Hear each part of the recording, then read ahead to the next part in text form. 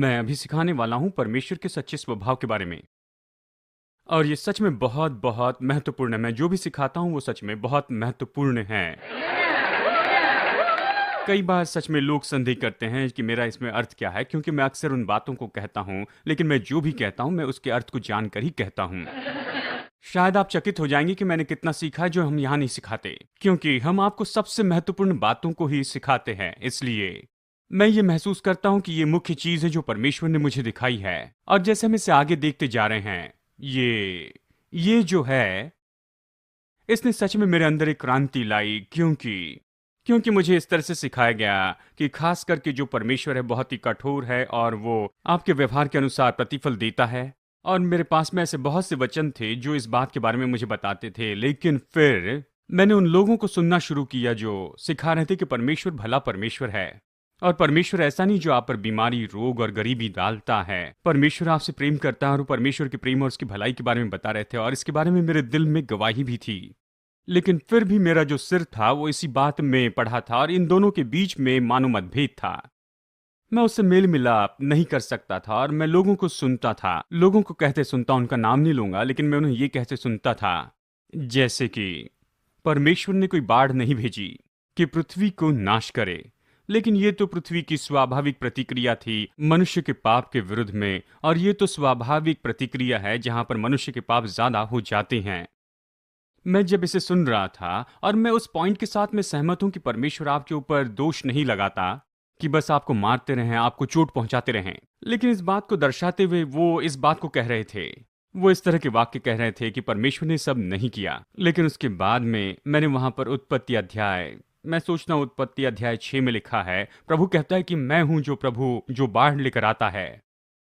और मैं सोचने लगा कि इन दोनों को कैसे मिला सकते हैं। और फिर उन्होंने इस तरह से बताया कि जो कुछ भी परमेश्वर ने पुराने नियम में कुछ भी जो गलत किया है उसके बारे में उन्होंने कहा कि ये तो देखा जाए तो ग्रीक में गलत अनुवाद किया गया है। इसका ये अर्थ नहीं कि उसी ने ये किया, बस इसका अर्थ है कि उसने अनुमति दी।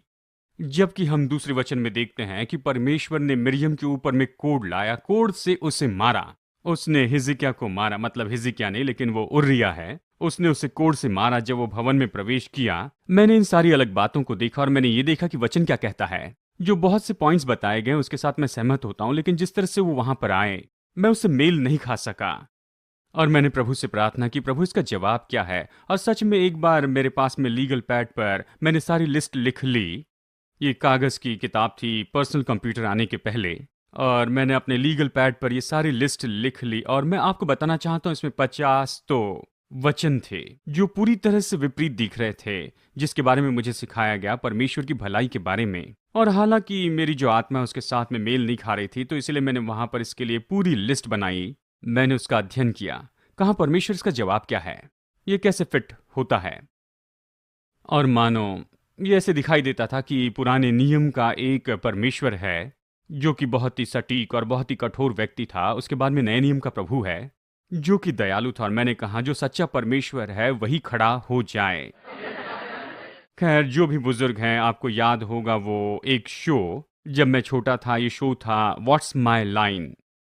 और फिर वहाँ पर 4 लोग आते या 3 लोग आते और फिर वो वहाँ पर साइन करते कि मेरा नाम है, और जो भी अपना नाम लिखते और वो उस नाम का दावा करते, और उसके बाद में ये पैनल उनसे सवाल पूछते थे और जवाब के आधार पर देखते कि सच्चा कौन है। और खैर फिर अंत में वो आदमी कहते कि असली जिन डो खड़े हो जाएं, और फिर एक व्यक्ति खड़े होने की कोशिश करता और फिर अंत में दूसरा, खैर कुछ भी हो, एक खड़ा हो जाता। फिर सब अनुमान लगाते कि इसमें ये सच्चा व्यक्ति कौन है। मैं परमेश्वर के बारे में ऐसे अनुमान लगाता था, जो सच्चा परमेश्वर वो खड़ा हो जाए। पुराने नियम का परमेश्वर क्या तू ही है जिसने 1,86,000 पुरुषों को मार दिया, एक ही रात में कोढ़ से उन्हें मार दिया। यदि वो सब के दिन एक लकड़ी भी उठाते तो वो उन्हें मार देता। या फिर तू नए नियम का परमेश्वर है कि व्यभिचार करती हुई स्त्री को पकड़ा गया, उस पर तूने दया की, तूने उसके पाप का दंड उसे नहीं दिया, उसने कहा ठीक है तेरे पाप क्षमा हुए, तूने उसके ऊपर में दया दिखाई। सच्चा कौन है? फिर मैं सोचने लगा कि शायद परमेश्वर दुचित्ता है। क्या आज वो एक कठोर परमेश्वर होगा या फिर वो दयालु परमेश्वर होगा? खैर कुछ भी हो, मेरे पास में ये सवाल थे, और ये शिक्षा जो मैं आपको दे रहा हूं परमेश्वर के सच्चे स्वभाव पर, ये तो परमेश्वर ने मुझे दिखाई कि उसके साथ मेल मिलाप करूं, और मैं विश्वास करता हूं कि इसने मुझे परमेश्वर के बारे में बेहतर समझ दी है। यदि आप किसी व्यक्ति के स्वभाव को नहीं समझते हैं, तो मैं आपको गारंटी दूं कि आपका एक सकारात्मक संबंध नहीं होगा। उदाहरण के लिए कहिए कि कोई मेरे विरुद्ध में आपको कुछ बताता है कि ये तो ऐसे ऐसे कहेंगे और ये बात सच नहीं है, और अगर वो बहुत ही भयानक बात कहें और यदि आपके पास में मेरे बारे में गलत जानकारी है, तो मैं आपको ये गारंटी दे सकता हूं कि हमारा संबंध जरूर प्रभावित होगा। कोई अगर आपको ये कहे कि इनसे सावधान रहना क्योंकि ये आपसे चीजें चुरा सकते हैं, वो आपसे पैसे लेंगे या आपकी हत्या करना चाहेंगे या फिर आपको जहर देने की कोशिश करेंगे, अगर कोई ये जानकारी देता है तो मैं गारंटी दूं ये हमारे संबंध पर प्रभाव डालेगा। चाहे आप जाने या न जाने, लेकिन एक व्यक्ति के बारे में अपना दृष्टिकोण रखते हैं, खास करके वो कैसे हैं जबकि आप उनके साथ में संबंध रखते हैं, और यदि वो उससे हट जाते हैं तो अचानक आप कहते हैं कि हाँ, तुमने तो मेरा भरोसा ही तोड़ दिया है। मैंने अपेक्षा की थी कि तुम इस तरह के व्यक्ति होगे, लेकिन तुम तो इस तरह के व्यक्ति हो। और जो संबंध संबंध जो है वो तो भरोसे पर बनाया जाता है कि वो व्यक्ति कैसा है, और परमेश्वर एक व्यक्ति है। और अगर आप परमेश्वर के बारे में गलत जानकारी रखते हैं तो यह आपके संबंध में रुकावट डालता है। मैं बस यही विश्वास करता हूं कि मसीह की देह तो बिल्कुल ऐसी दशा में है, किसी तरह से किसी ने हमारे अंदर में गलत जानकारी दी है और ये पूरी तरह से पूरी गलत है। और इसमें से कुछ जो है वो तो पुराने नियम से है। लोग इस बात को नहीं समझ पाते कि परमेश्वर ने जो किया वो क्यों किया, और इसके कारण वो निष्कर्ष निकालते हैं, प्रभु की मनोदशा के बारे में कहते हैं जो कि सही नहीं है, और इसने परमेश्वर के साथ के हमारे संबंध में रुकावट डाली है। यदि कोई व्यक्ति अपने पूरे दिल से परमेश्वर से प्रेम नहीं करता है, मतलब यदि आप सच में पूरी तरह से अपने पूरे दिल से प्रभु से प्रेम नहीं करते हैं, तो मैं गारंटी दूं आप नहीं समझ पाते हैं कि वो सच में कौन है। यदि आप सच में समझ लेते हैं परमेश्वर के सच्चे स्वभाव को, तो आप परमेश्वर से प्रेम करेंगे, आप बहुत ही रोमांचित हो जाएंगे। लेकिन बहुत से लोगों को यह बताया गया है कि परमेश्वर उनके बच्चों को मारना चाहता है, परमेश्वर उनके जीवन में हर तरह की समस्या लाना चाहता है, कि परमेश्वर आपको बहुत ही भयानक बनाता है। मैं जानता हूं आप में से कुछ लोग ऐसे चर्च की सभा में होंगे जहां पर किसी ने खड़े होकर कहा, प्रभु ने मुझे ये करने के लिए कहा लेकिन मैंने इसे नहीं किया, मैं बहुत ही बुरी दशा में आ गया, पवित्र आत्मा ने मुझे बिल्कुल झंझोड़ दिया और अंत में मुझे पश्चाताप करना पड़ा। पवित्र आत्मा आपको इतना भयानक नहीं बनाता है, और हमेशा ये परमेश्वर पर ही थोपा जाता है। मेरी एक सीरीज है the positive ministry of the Holi spirit, ये आपकी सच में मदद करेगी इस क्षेत्र में। लेकिन सच में परमेश्वर का जो चरित्र है उसमें उसको गलत दिखाया गया, उसको बुरा दिखाया गया, और यही तो परमेश्वर के साथ के हमारे संबंध में रुकावट डालता है। तो मैं यही करना चाहता हूं कि जो बातें परमेश्वर ने मुझे दिखाई है वो मैं आपको बताऊं, ताकि ये समझाने में मदद हो सके कि क्यों पुराने नियम में परमेश्वर की कठोरता दिखाई गई है और जबकि नए नियम में परमेश्वर की दया दिखाई गई है, और ये दो अलग परमेश्वर नहीं है। परमेश्वर बदला नहीं है, वैसा परमेश्वर है जो कभी नहीं बदलता है, वो हमेशा एक सा ही रहा है, लेकिन एक कारण है। परमेश्वर ने जो कुछ भी पुराने नियम में किया उसे क्यों किया, इसके पीछे कारण है, और आज हम छुड़ाए गए हैं। और परमेश्वर बदला नहीं है, वो नहीं बदला है, लेकिन हमें बदलना है। पहला कुरिन्थियों अध्याय 2 वचन 14 कहता है कि साधारण मनुष्य परमेश्वर की आत्मा की बातों को स्वीकार नहीं कर सकता है, वो तो उसके लिए मूर्खता है और वो उसे समझ भी नहीं पाता है, क्योंकि इसे आत्मिक रूप में समझा जाता है। लेकिन स्वाभाविक मनुष्य, वैसे तो ये अविश्वासी व्यक्ति के बारे में कहता है, लेकिन इसका उपयोग विश्वासी के लिए भी हो सकता है। अगर आप आत्मा में काम नहीं कर रहे हैं, केवल बुद्धिमत्ता से ही आप काम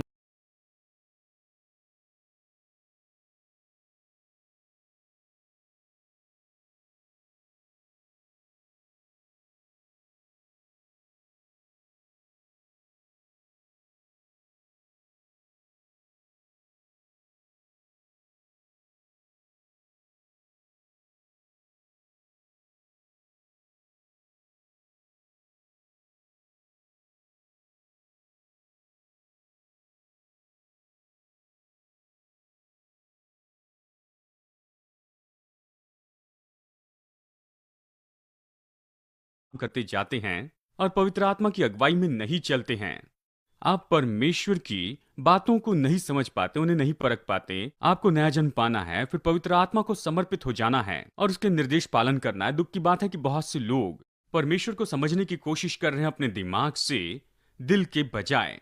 बाइबल आपके दिमाग के लिए नहीं लिखी गई है, ये इस तरह से कहना नहीं, ना बुद्धिमत्ता के लिए, और ये सही नहीं है। ये आपके दिल के लिए लिखी गई है, आपको प्रकाशन से इसे प्राप्त करना है, और आप तो बस शारीरिक ऐसी जानकारी नहीं ले सकते। चलिए मैं आपको कुछ समस्या यहाँ पर बताता हूँ। हाँ, ये जो मतभेद है, चलिए यहाँ पर देखते हैं दूसरा राजा में अध्याय 1। मैं इस उदाहरण का उपयोग करना चाहता हूँ।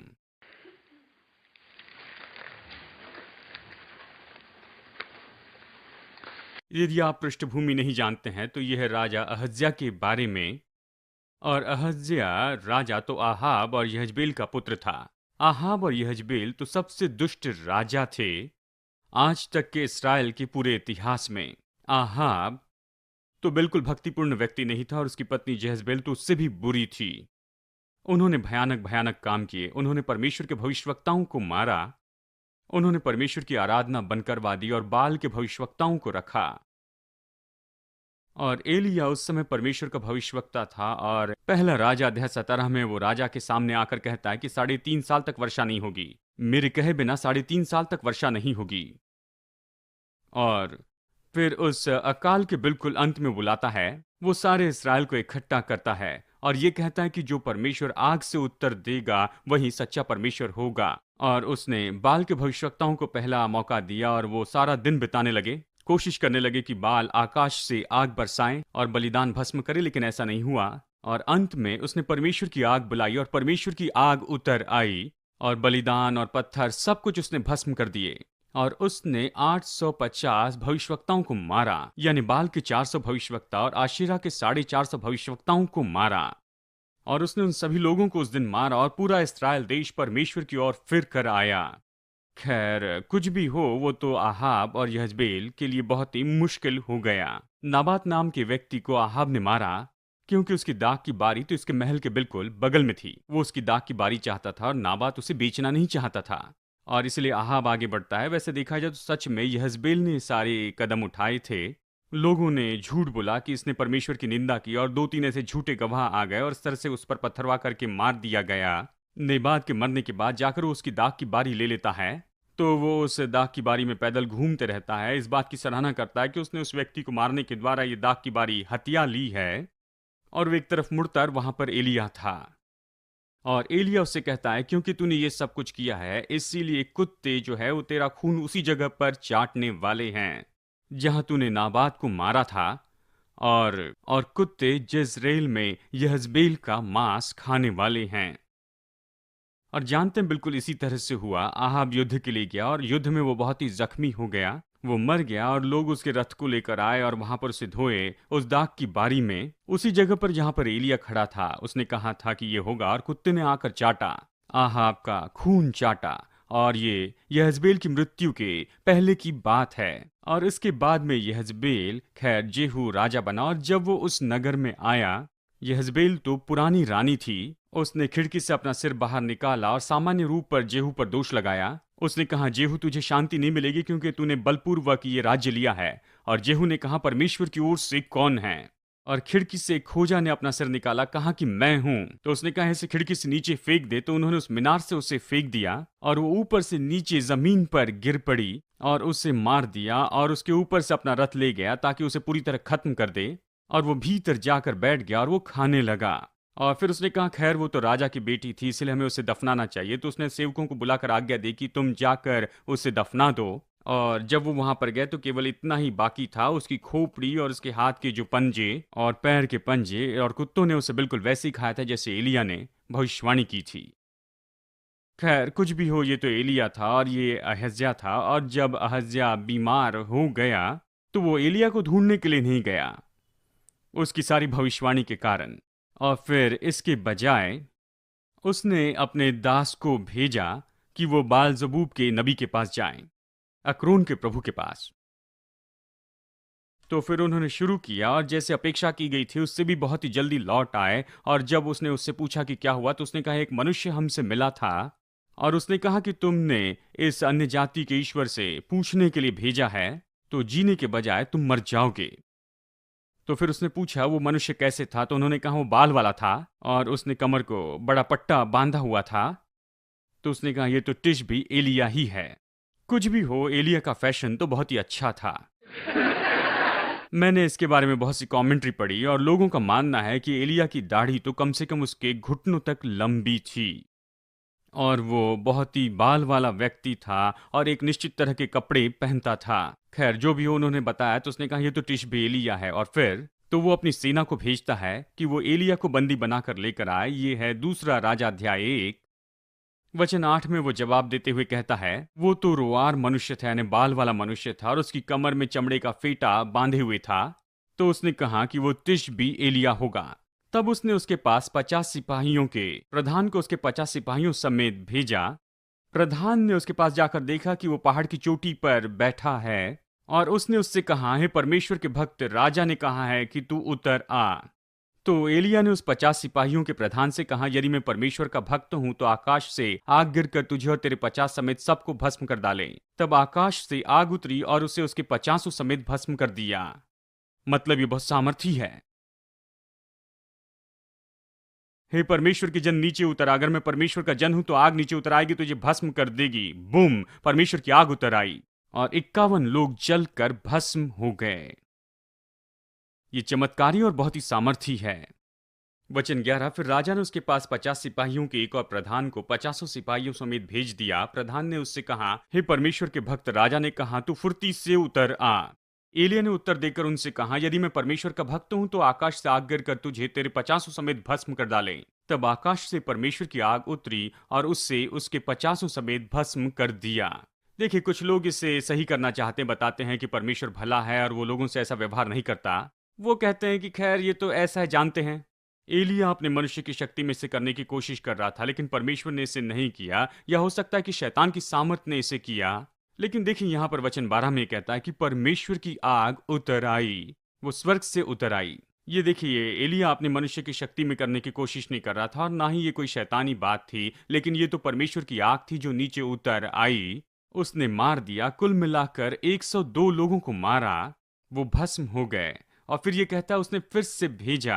फिर राजा ने तीसरी बार 50 सिपाहियों के एक और प्रधान को 50 सिपाही समेत भेज दिया, और 50 का वो तीसरा प्रधान चढ़कर एलिया के सामने घुटने के बल गिरा और गिड़गिड़ा कर उससे कहने लगा, हे परमेश्वर के भक्त, मेरा प्राण और तेरे इन 50 दासों की प्राण तेरी दृष्टि में अनमोल ठहरे। 50 सिपाहियों के दो प्रधान अपने अपने 50 समेत पहले आए थे। उनको तो आग ने आकाश से गिरकर भस्म कर डाला, परंतु मेरा प्राण तेरी दृष्टि में अनमोल ठहरे।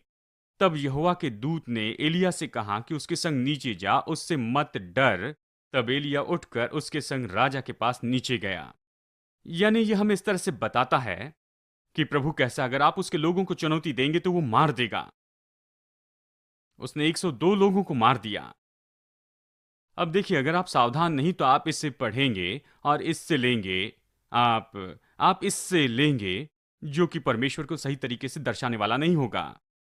क्योंकि यहां पर देखिए लूका अध्याय 9 में, क्योंकि यहां पर देखिए, यहां पर यीशु के चेले थे, वो वही करने की कोशिश कर रहे थे जो एलिया ने किया था। लूका अध्याय 9 में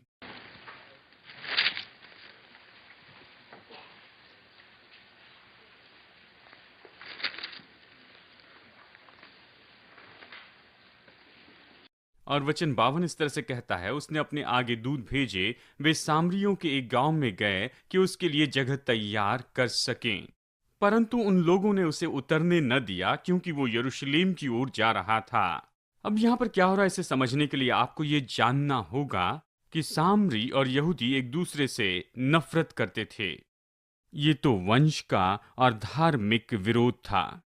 जब इज़राइल के उत्तरी 10 राज्यों को बंधुआई में ले जाया गया, तो उन्होंने सारे यहूदियों को निकाल दिया और वहां पर सारे सीरियंस को रहने के लिए भेजा। इस्राएल में और असीरिया के जो लोग थे वो पूरी तरह से नाश कर दिए गए। जंगल के जानवर बहुगुणित हो रहे थे, तूफान आ रहे थे, और ये लोग तो पूरी तरह से नाश हो रहे थे। और उन्होंने इस तरह से निष्कर्ष निकाला कि ये इसलिए हो रहा है, ये है दूसरा राजा अध्याय 17 में।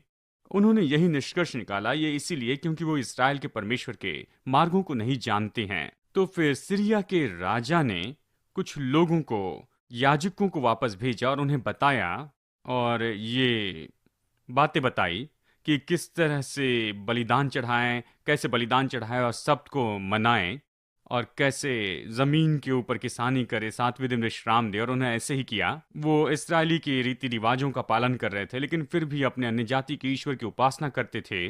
लेकिन साथ ही वो यहूदी लोगों से विवाह कर रहे थे, लेकिन यहूदी विधि के अनुसार जो है यहूदियों को केवल यहूदियों से ही विवाह करना चाहिए। और इस तरह वो तो देश के रूप में भ्रष्ट हुए और इस तरह से इनका विरोध किया गया क्योंकि ये आधे यहूदी थे। और उन्होंने आराधना को भी दूषित कर दिया क्योंकि वे इसराइल के परमेश्वर और दूसरे ईश्वरों की भी एक ही साथ आराधना करते थे। वो यरूशलेम में आराधना करने के लिए जाने नहीं देते थे। उन्होंने खुद ही वहां पर एक भवन बना लिया था, वहां सामरिया में।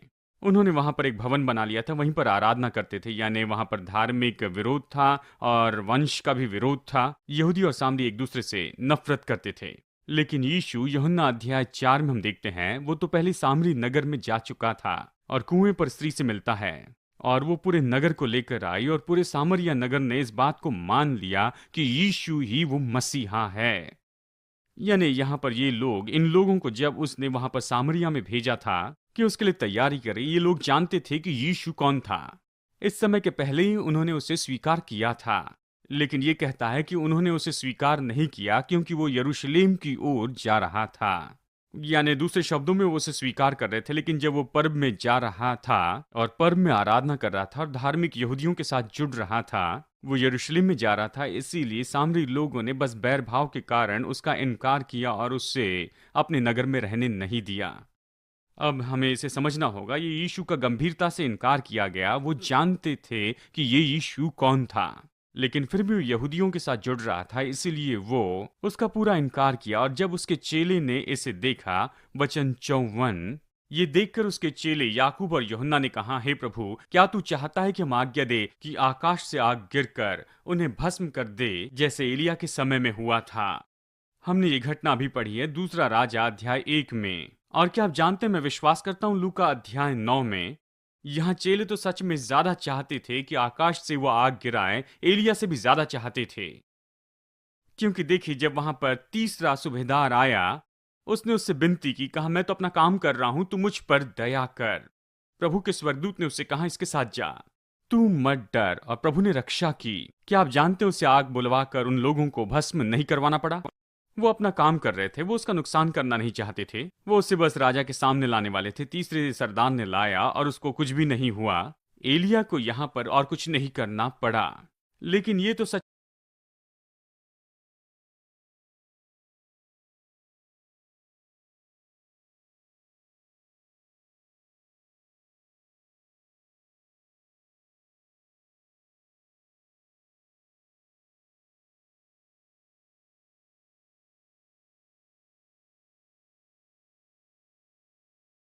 में बहुत ज्यादा तिरस्कार था। इसे सही बनाना चाहते थे कि लू का अध्याय 9 में परमेश्वर की आग को नीचे उतारें। दूसरा राजा अध्याय 1 में देखिए यहाँ पर यीशु ने क्या कहा, वचन 55।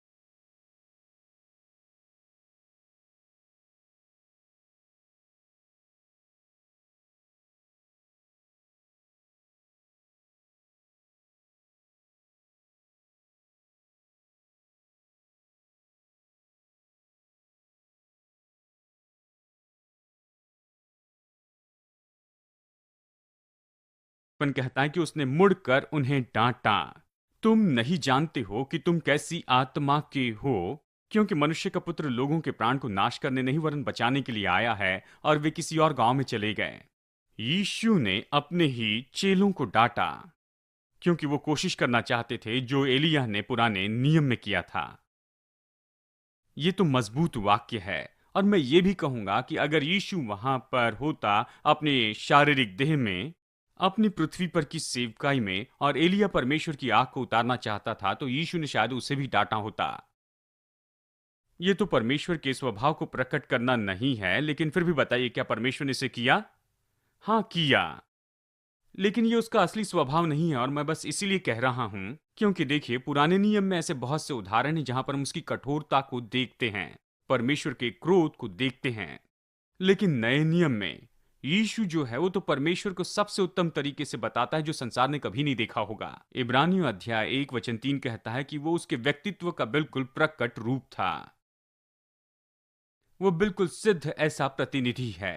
और फिर वो इसके पहले के कुछ वचन में कहता है इब्रानियों अध्याय 1 में कि भूतकाल में परमेश्वर ने बाप दादाओं और भविष्यवक्ताओं के द्वारा बातें की, लेकिन इस अंतिम समय में वो यीशु मसीह के द्वारा बातें करता है जो कि परमेश्वर के स्वरूप में है, उस अदृश्य परमेश्वर का स्वरूप है। और वही तो उसका बिल्कुल सिद्ध प्रतिनिधि है, और यही तो सबसे अच्छा प्रकाशन है।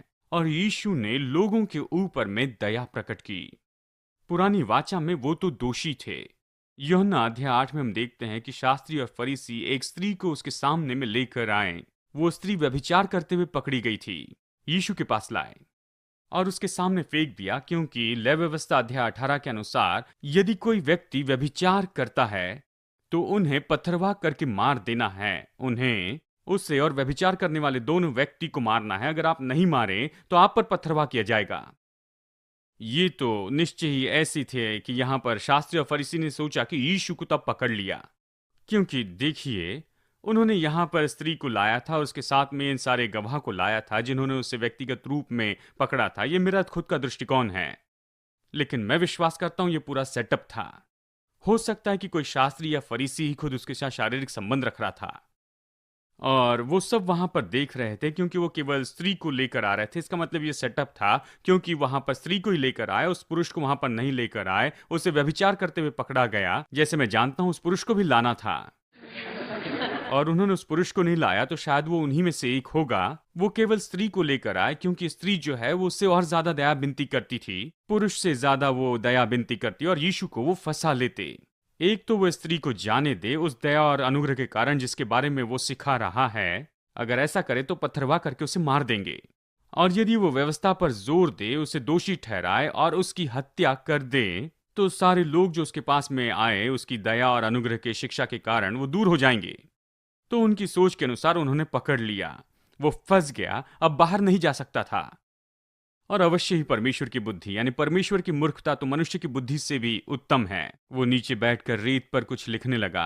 हमें पता नहीं कि उसने क्या लिखा, लेकिन मैं इस तरह से अनुमान लगाता हूं, मानो जैसे कि उसने लिखा होगा जक्कई, और फिर उसके आगे उसने उसकी पत्नी का नाम लिखा, यानी उसने शायद उस व्यक्ति का नाम लिखा होगा।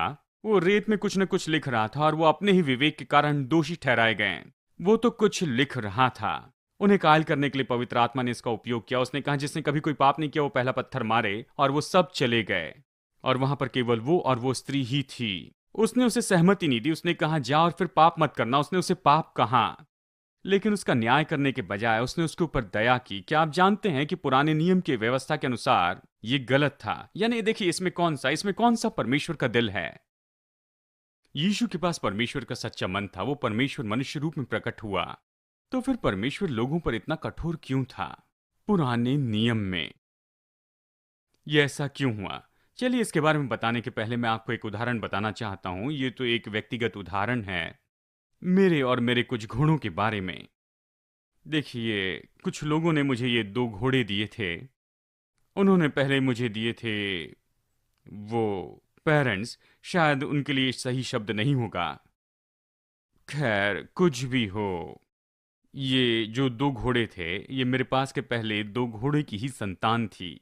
वो मुझे ये 2 घोड़े और देना चाहते थे, और वो जा रहे थे, और कुछ तारीख निश्चित थी, और उन्हें उन घोड़ों को मुझे सौंपना था। तो उन्होंने दूसरे लोगों को इन घोड़ों को पकड़ने लगाया, लेकिन कोई नहीं पकड़ पाया।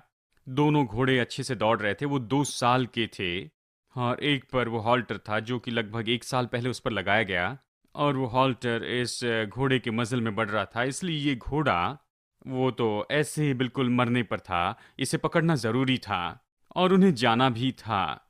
तो उन्होंने कहा कि अगर आप इन घोड़ों को पकड़ो तो ये घोड़े आपके हो जाएंगे।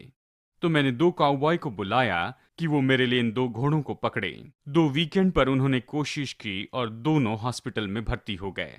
उन्होंने कहा आप हमें पैसा नहीं दे रहे हैं, और ये काम करना उतना सही नहीं है। और ये तो बिल्कुल आखिरी हफ्ता था। उन्हें किसी को बुलाकर इन घोड़ों को गोली मारकर मार देना चाहिए था, क्योंकि वो तो जा रहे थे। उन्होंने जमीन बेच दी थी, और खैर मैं प्रार्थना कर रहा था और प्रभु ने मुझे इसके बारे में बताया। अब जो घोड़ों से प्यार करने वाले, आप मुझ पर गुस्सा मत कीजिए, मैंने इसे मासूमियत में किया। मुझे पता नहीं था मैं क्या कर रहा हूँ, लेकिन इसने काम किया। और इसलिए देखिए, आप मुझ पर क्रोधित मत होइए। मैं जानता हूँ इन घोड़ों को नहीं छू सकते थे, बिल्कुल 15 या 20 फीट भी पास नहीं आ सकते थे। और मैंने वहां पर 5 गैलन की बकेट में उन्हें वहां पर पानी देने की कोशिश की। मैंने वहां पर सरकंडे डाले ताकि वहां कर अपने सिर को नीचे दबाएं और वो उसके कारण न देख पाएं। 5 गैलन की बकेट के कारण उन्हें वो ओट्स खाने थे। इस तरह से मैंने कुछ दिनों तक ऐसे किया।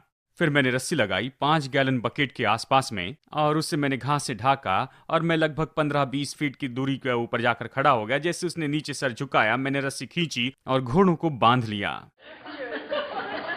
खैर कुछ भी हो, इस घोड़े का नाम है एल शदाई, जो परमेश्वर का नाम है। इसका मतलब है पर्याप्त से ज्यादा।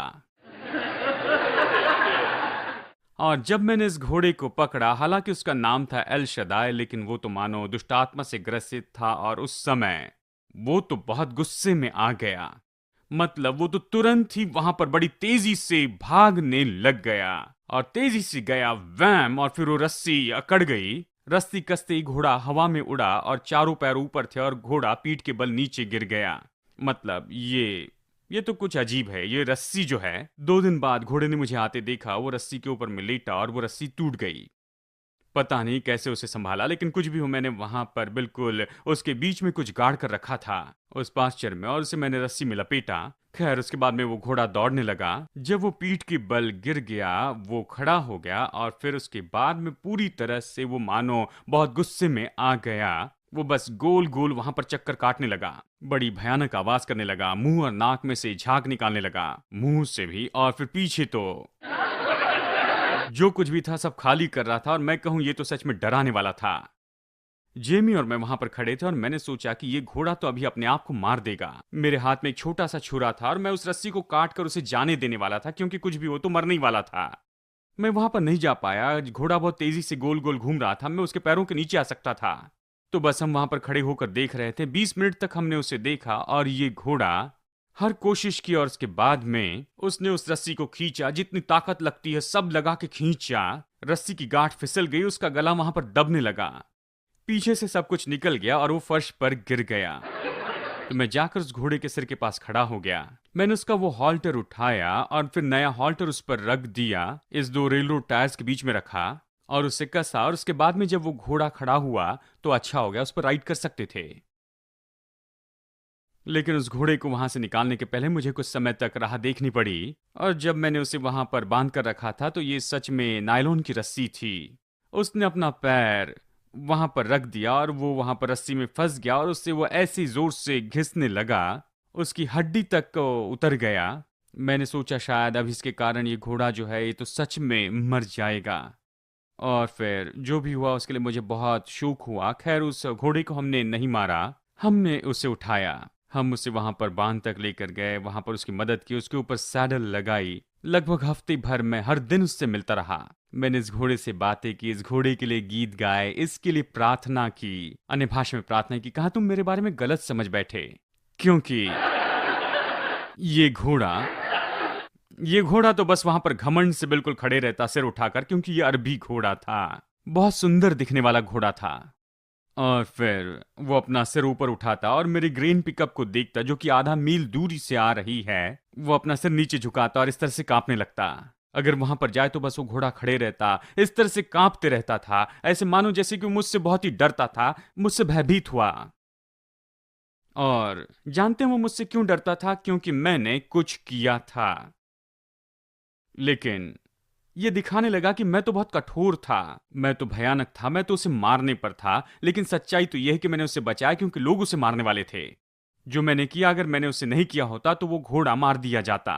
मैंने उस घोड़े की जिंदगी बचाई और मेरे कारण ये सारी समस्याएं वहां पर नहीं हुई। मैंने बस घोड़े को पकड़ लिया और वो घोड़े का स्वभाव था जो कि मेरे विरुद्ध में बलवा कर रहा था, उसी के कारण उसे इतनी चोट पहुंची और इतना दर्द हुआ। मैं इस उदाहरण का उपयोग करता हूं क्योंकि प्रभु ने मुझसे कहा, जानते हो लोग तो बिल्कुल ऐसे ही है। मेरे बारे में सोचो, उन्होंने देखा कि मैंने आग स्वर्ग से बरसाई और मैंने 102 लोगों को मार दिया, तो वो सोचते हैं कि मैं तो बहुत कठोर हूं, गुस्से वाला हूं, मैं बहुत ही कठोर और बहुत ही बेरहम हूं जो कुछ नहीं सह सकता। और पुराने नियम में बहुत सी बातें हैं जहां पर हम देखते प्रभु ने ये किया, परमेश्वर ने सामान्य रूप में किया ताकि मनुष्य जाति को बचा सके। मैं इसमें आगे बढ़ रहा हूं, लेकिन अगले समय में हम इसके बारे में ज्यादा विवरण से देखेंगे। लेकिन यदि परमेश्वर ने कुछ नहीं किया होता कि सीमित करें, पृथ्वी पर पाप को वो कम करें, तो सच में कोई भी कुंवारी बाकी नहीं रहती जिसके द्वारा यीशु जन्म ले सकता था। ये तो पाप जो है इतना बुरा और फैलने वाला था। पाप तो मनुष्य जाति को दूषित करके मनुष्य जाति को मार रहा था, और परमेश्वर को पाप को सीमित करने के लिए कुछ करना ही पड़ा। तो उसने क्या किया? हमारे नया जन्म पाने के पहले पहला कुरिन्थियों अध्याय 2:14 के अनुसार स्वाभाविक मनुष्य परमेश्वर की आत्मा की बातों को नहीं ले सकता है, क्योंकि वो तो उसके लिए मूर्खता है और ना ही वो इस बात को समझ पाता है। हमारा नया जन्म पाने के पहले ही और परमेश्वर का प्रकाशन पाकर पवित्र आत्मा की अगुवाई पाना, उसने पुराने नियम में लोगों के साथ में बाहरी रूप में व्यवहार किया, और इसी के कारण तो डर आता था। आप जानते हैं, मनुष्य यहां पर समझ सकता है, तुम अपने दशवांश दो, नहीं तो मैं तुम्हारे ऊपर भारी श्राप भेजूंगा। खोया हुआ आदमी इसे समझ सकता है। परमेश्वर को देने के लिए मनुष्य को परमेश्वर के प्रेम का अनुभव करना है कि दे सके, और आप परमेश्वर से प्रेम करते हैं और उसने जो किया उसके लिए धन्यवाद देते हैं। लेकिन खोया हुआ आदमी भी जरूर देगा। अगर परमेश्वर उससे कहे कि मैं तुझे मारूंगा, अगर तुम नहीं दोगे तो मैं तुम पर श्राप भेजूंगा। यह अनेक तरह से परमेश्वर ने लोगों के साथ व्यवहार किया। पुराने नियम में इस तरह से किया जब तक यीशु न आ जाए और हमें नया जन्म न दे, और हमें जिस तरह से वो चाहता है उसी तरह से हम उसे प्रत्युत्तर दे। देखिए, ये एक और तुलना है जो शायद आपको मदद करेगी। ये तो मानो बच्चों के जैसे हैं। जब बच्चे छोटे हैं तो वचन कहता है कि आपको उन्हें मारना है। मैं जानता हूं ये पॉलिटिकली सही नहीं है, शायद आज यहां पर ऐसे लोग होंगे, ये भयानक है या जो भी सोचते हैं, लेकिन क्या आप जानते हैं, भयानक तो ये है जिस तरह से आज अपने बच्चों को लोग सुधारते हैं। वो कहते हैं मैं अपने बच्चों को कभी नहीं मारता। तो क्या होता है, शब्दों से उसे आप मारते हैं। बाइबल कहती है कि जीवन और मृत्यु तो जीभ के वश में होती है। शब्द भयानक हैं। आप जानते हैं, मेरा सबसे बड़ा बेटा जोशुआ जब 1 साल का था तो हम एक गांव में रहते थे, और वहां पर की सड़कें बड़ी धूल भरी थी। और एक दिन हम पैदल चल रहे थे और उस समय कोई ट्रैफिक नहीं होता था। तो वो वहाँ पर यहाँ से मानो इस ऑडिटोरियम के बिल्कुल पिछले भाग तक मुझसे इतनी दूरी पर दौड़ रहा था, और वो इस तरह से आगे दौड़ रहा था, और कहिए कि अगर वहाँ पर कार आ भी जाए तो बस 20 मील प्रति घंटे की रफ्तार से आती। हम वहाँ पर चल रहे थे, जोशुआ दौड़ रहा था, और हमने देखा कि बड़ी धूल उड़ रही है।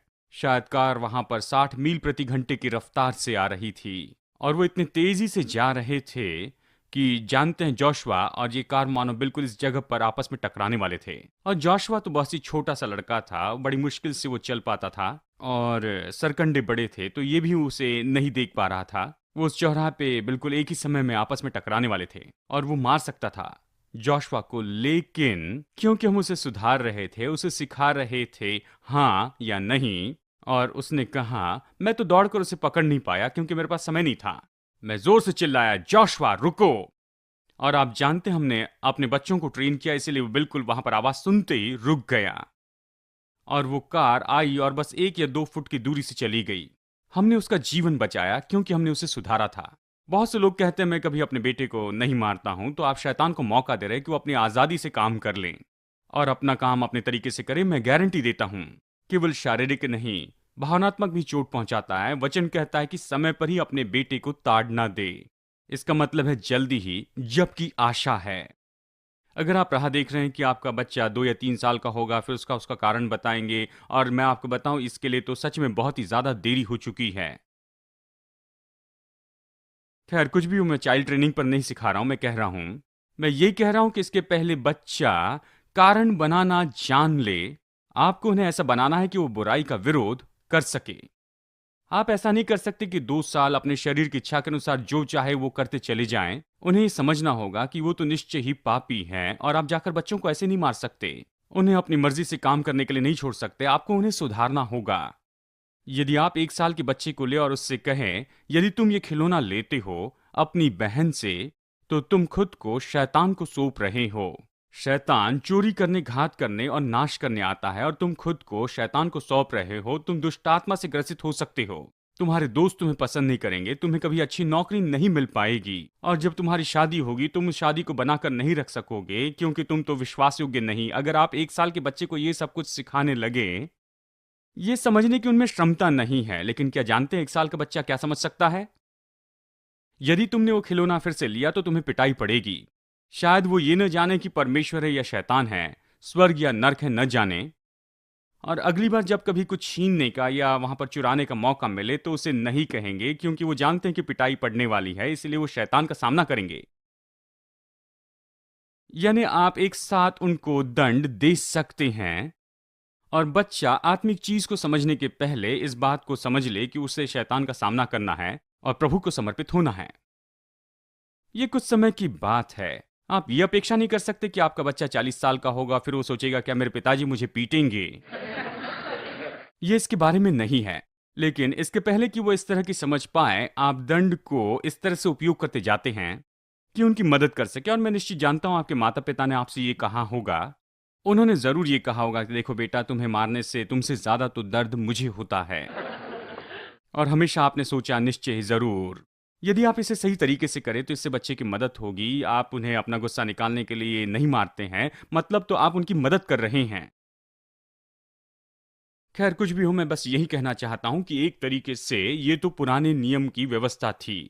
वो आत्मिक चीजों को नहीं समझ पाए क्योंकि उनका नया जन्म नहीं हुआ था और यीशु ने उन्हें नहीं छुड़ाया था। और स्वाभाविक मनुष्य परमेश्वर की आत्मा की बातों को नहीं स्वीकार सकता।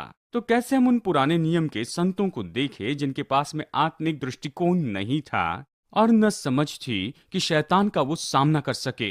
पाप तो मनुष्य जाति को नाश कर रहा था और किसी तरह से उसे रोकना ही था।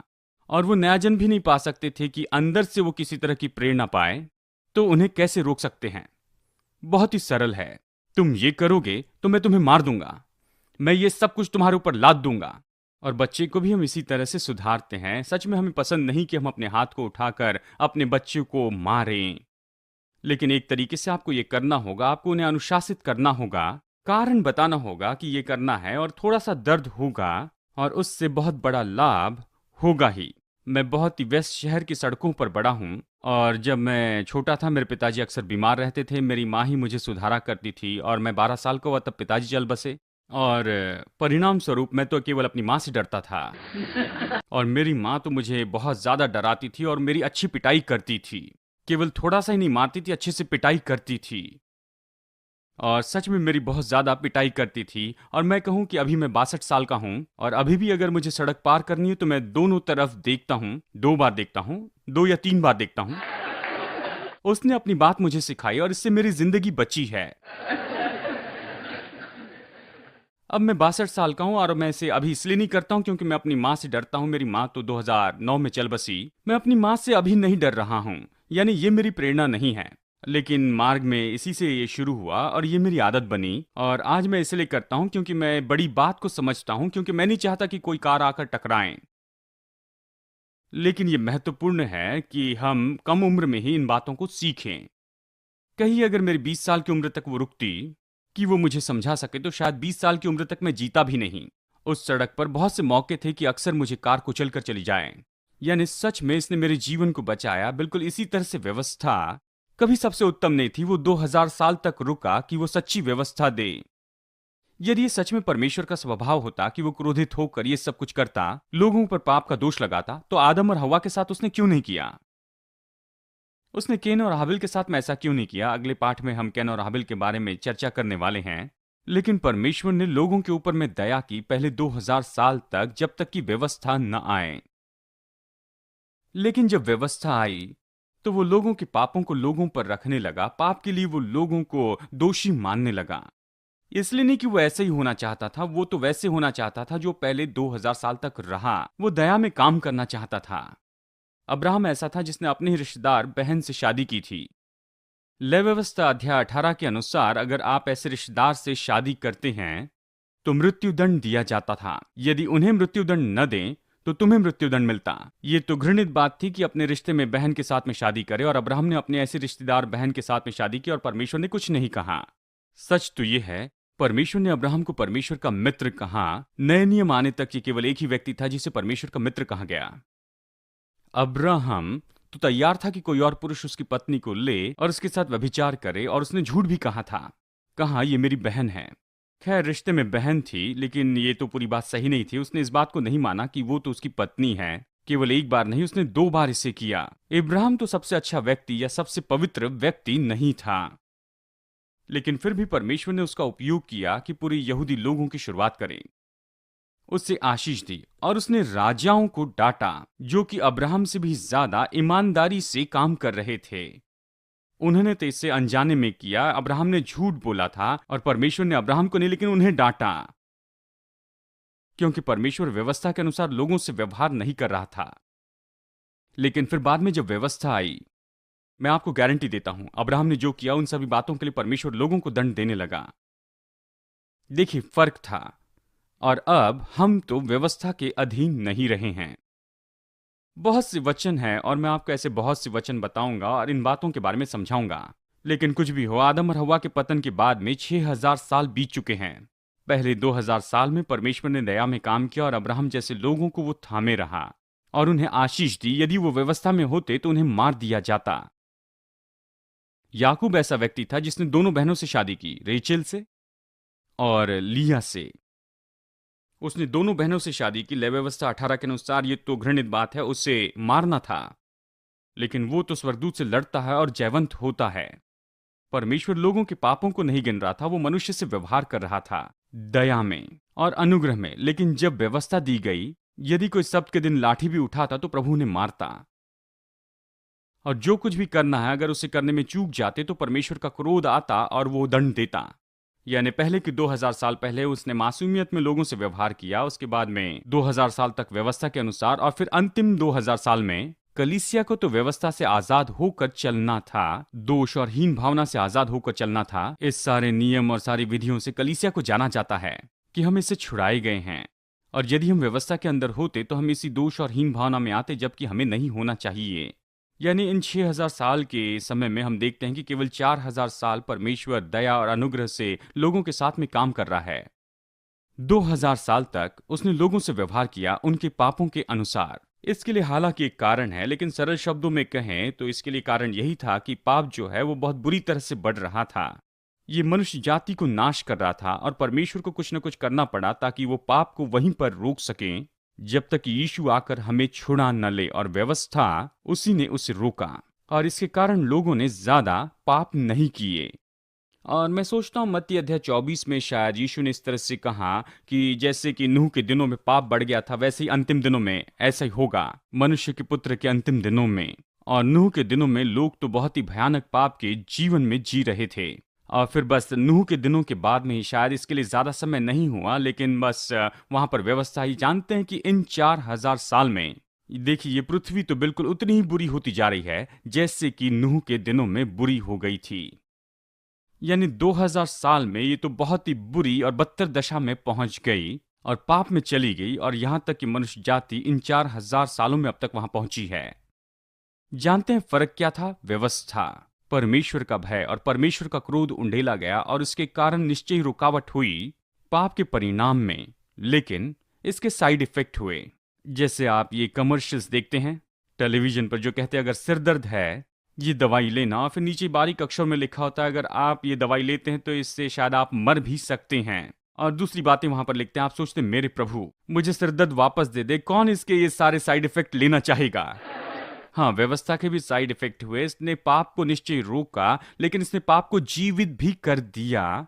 आपने जो पाप किए उस पाप ने आपके ऊपर दोष लाया। आप तो पहले जैसे दोष भावना में थे उससे भी ज्यादा दोष भावना में गए, और ये साइड इफेक्ट तो सच में उससे भी बहुत ही बुरे हैं, पाप की दशा से भी बुरे। और जब यीशु आया तो उसने हमें आजाद किया सारी व्यवस्था से, दोष भावना से, और उस दंड आज्ञा से, और उन सारी बातों से। दुख की बात है कि बहुत से विश्वासी इसमें से कभी बाहर नहीं आए। वो अभी भी पुराने नियम की व्यवस्था की मानसिकता में जीते हैं।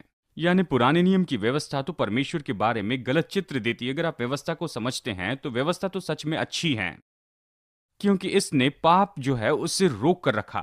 ये तो मानो इसी तरह से किसी की उंगली काटी जाती है या पैर काटा जाता है इसीलिए ताकि उसकी जिंदगी बचा सके। ये तो बहुत भयानक लगता है, लेकिन उस व्यक्ति की जान तो बच जाती है।